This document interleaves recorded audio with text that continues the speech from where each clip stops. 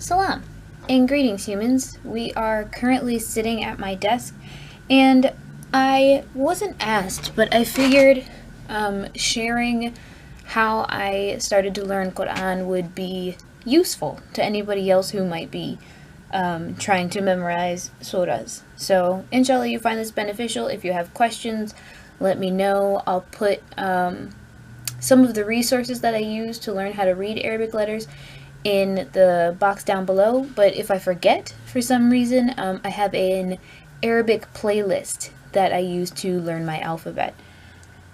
So, that said, let's get started. The way I like to learn is I like to write and then I have to repeat over and over and over again. So right now we'll just talk about the writing part.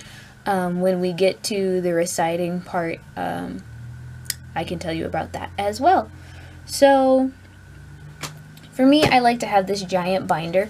This binder contains everything that is loose leaf and Islamic content. I've got somebody else's steps to writing to memorize. I think that's from Wissam Sharif. And then I've got a surah that I didn't start working on very much. So it just says Bismillah ar-Rahman ar-Rahim at the top and then 1 through 7. So I'm not sure what I was trying to memorize. I did half a semester with the Zainab Academy online. And inshallah I'll be going back to their classes. So this is all the notes that I took from Surah Al-Furqan to Surah Al-Naml, which is kind of cool. And here is where my teaching myself came in. Hold on. We'll go to the very first one that I learned. This is a tafsir of one of the surahs that I memorized.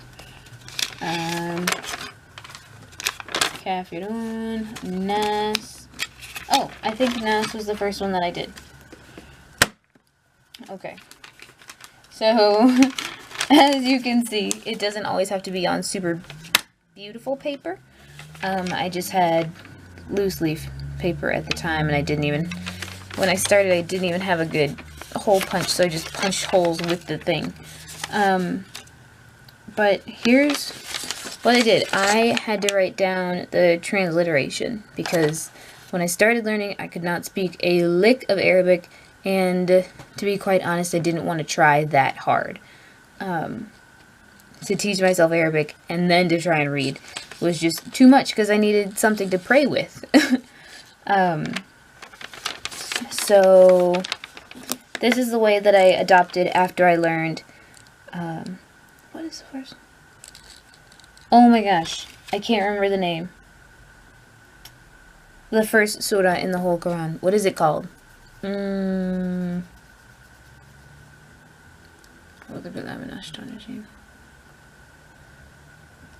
Yeah, I cannot think of it, but whatever. I learned that by strictly writing down. I wrote it in my diary, actually, like 1.5 million times.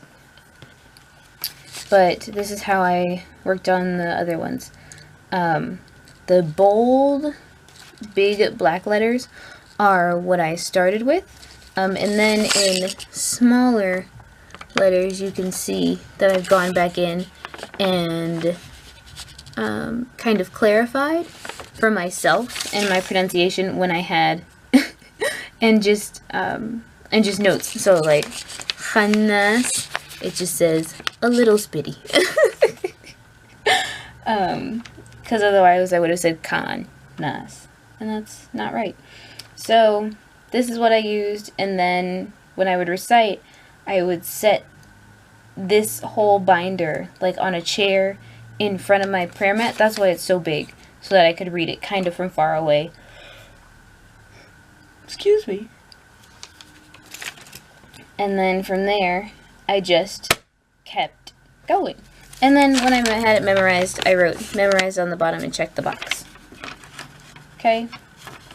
So that's that, and that's where all of the surahs get put when I memorize them. or even when I'm working on them. This way I can just put the binder out in front of me. So what did I use to find these transliterations? I used, excuse my password, this website called qu'ran411.com. It's got all of the surahs. Whoosh. Okay, and today I'm gonna write out Surah al-Quraysh. So I'll click on that. And it's cool because it has, let's make sure you can see that. It's got a transliteration and it's got audio. It has the English text, it has the Arabic text, it has English audio.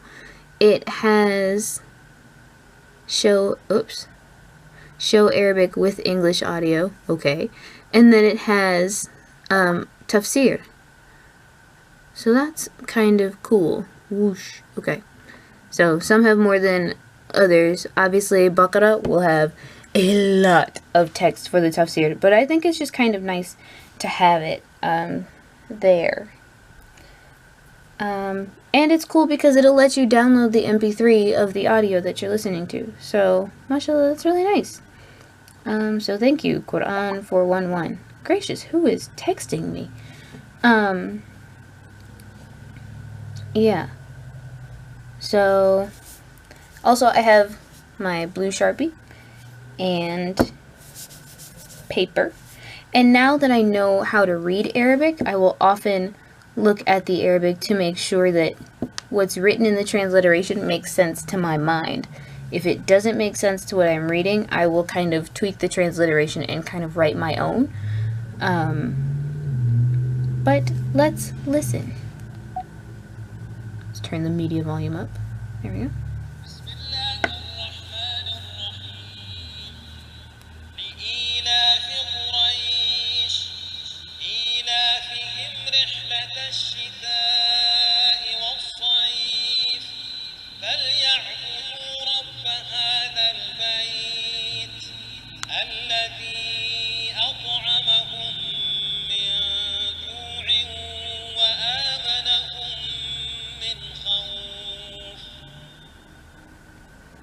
And that's it. So I'm going to get working on the transliteration for myself, or I'll show you how I get started. Okay, so at the top of the page, I have another paper under here because I don't want to write on my desk. So where can you see me? Okay, at the top of the page, I'll write Surah al-Quraysh. Okay, and that is 106. And then we'll start.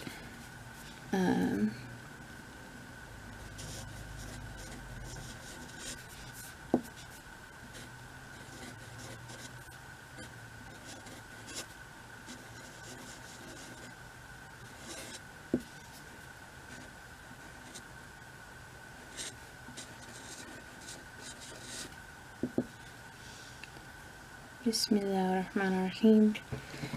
And I always write that in Arabic because I can do it fairly easily, and also I know exactly what it says. So then for Surah 1, or for the first ayah, logged out. I'll look at the Arabic as well, and it says Lil.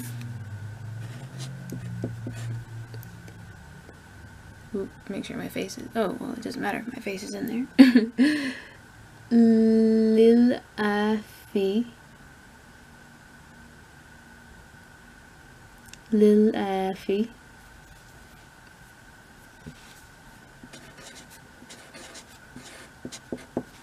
And I do the double A because it's an aleph. And aleph is a long A sound. Quraysh. Lillafi Quraysh. And sometimes you see Quraysh written with a Y instead of an ISH, but I kind of like the AI instead of the Y. Quraysh. Because it actually is spelled with a ya. So maybe the Y makes more sense. But, and then I just continue like that. So I'll listen to it. I'll go, okay, that makes sense. Look at the transliteration. Does that make sense to my mind compared to what I'm reading in the Arabic? And if you don't read Arabic, it is perfectly fine just to write down the transliteration that sounds the most correct to you. But I'm going to keep working on this, and I'll come back to you when I'm finished. Okay, so I finished writing, and I messed up on my first copy, but I finished on the other page. Okay, so next, I like to go in and underline the long vowels. So like any place there's an aleph or a ya or a wow that's being used to make an oo sound,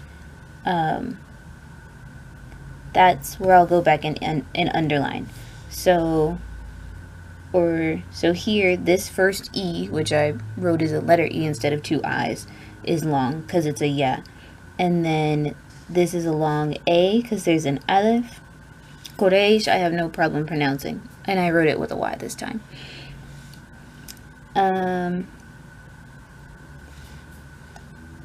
Ila, fihim. Those are all short. Rihlatash.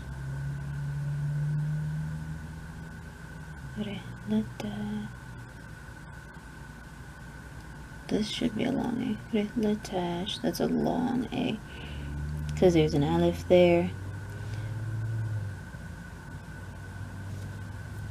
Wa as-saif. So there's an aleph here in as-saif, but I'm not gonna put an underline there because this is the S part means the, so that doesn't get a long A, I don't think.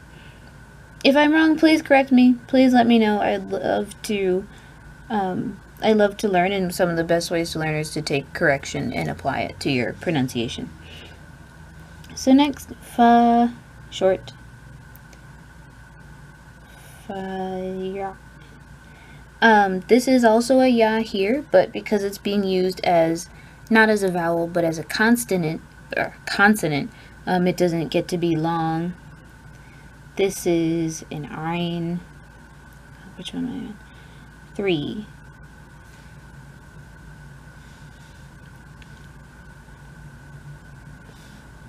Rab, hada. I have no problem pronouncing that one, so I'm not going to adjust it. Bait, al-bait, the house, nope.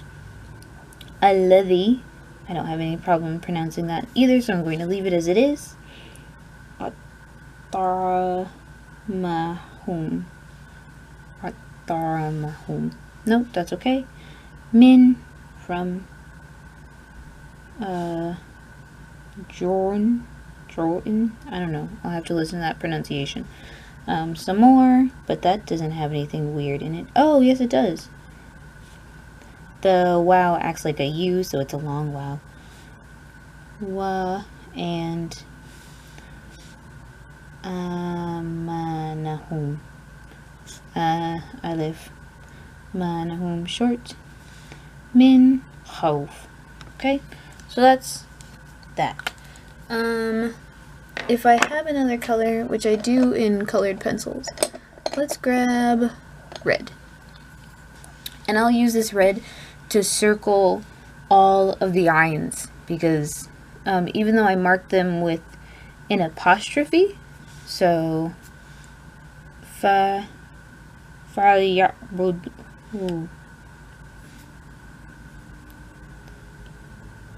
oh yeah, fa ya'budu. So this A has an apostrophe because this there's an ayn there. So I'll circle that good. And then at-taramahum. This A. There's an ayn there. And this one has an ayin here. So there's a U, there's a wow, and then there's an ayin with, the two, it's not a fatha dhammatan, so 2 dashes underneath. And then that's kind of it. You can go back with another color and like, for like a ta, like that T is, it's a ta and not just t. It's more of an open sound in the back of your throat, I think. Ta. Further back in your mouth, not at the front like t. You could go through and mark those unusual sounds with another color. But for me, it's really just the ayins. And maybe, you know, actually I will mark them with another color. I'll mark them with a, well, my colored pencil's up here, with a green. Okay, so I know this one, I'll just underline it, right? There's a ball. And are there any more? I don't see any. There's a sod, or safe, so just to remember that's not a scene, but a saw.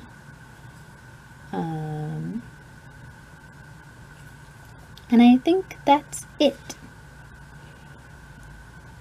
Again, if you need, oops.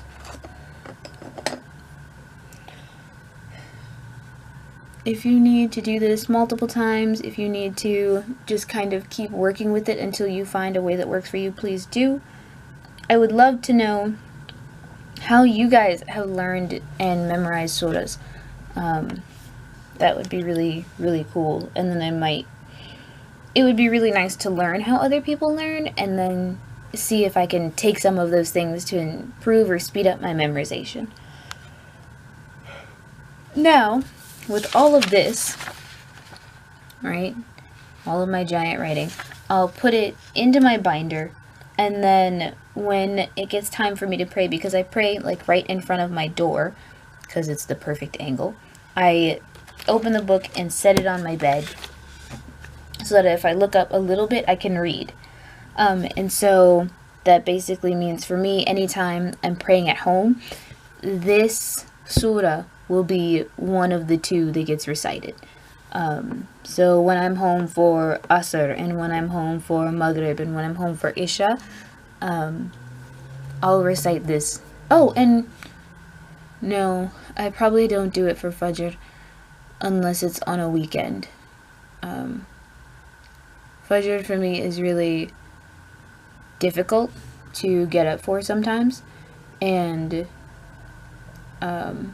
it just doesn't always occur to me first thing in the morning to crack open my binder. But that's how I do it. And if it takes me an extra 5 minutes to get through a short surah, I will spend that extra 5 minutes, because that means, inshallah, it'll be more ingrained in my head. And just remember, there's blessings in the struggle, so don't feel bad if, you know, you're learning and you mess up and you struggle over who's riding a motorcycle today. It's this afternoon at 6 o'clock, it was 33 degrees. It is now almost 9 o'clock. Why are you outside on a motorcycle? It is too cold. But whatever. Yeah, there's blessings in the struggle, so don't give up. Just keep working on it. If this way doesn't work for you, maybe it works for you to listen to somebody recite it and you can learn by rote.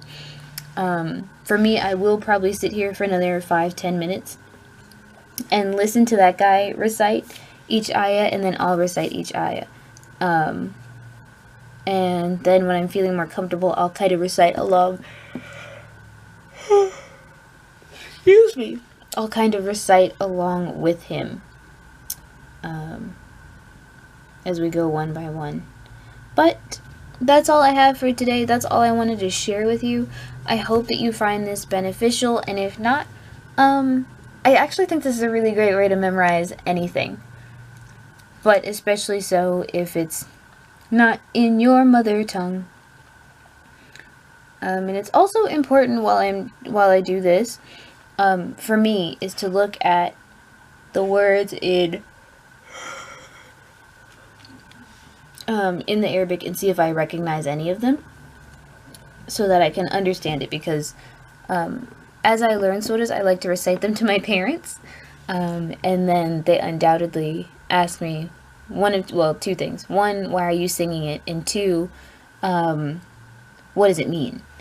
So, yeah, that's what I like to do. So, inshallah, let me know. How did you learn surahs? How has that changed for you? And I'll see you in my next video, inshallah. Salaam and toodles, humans.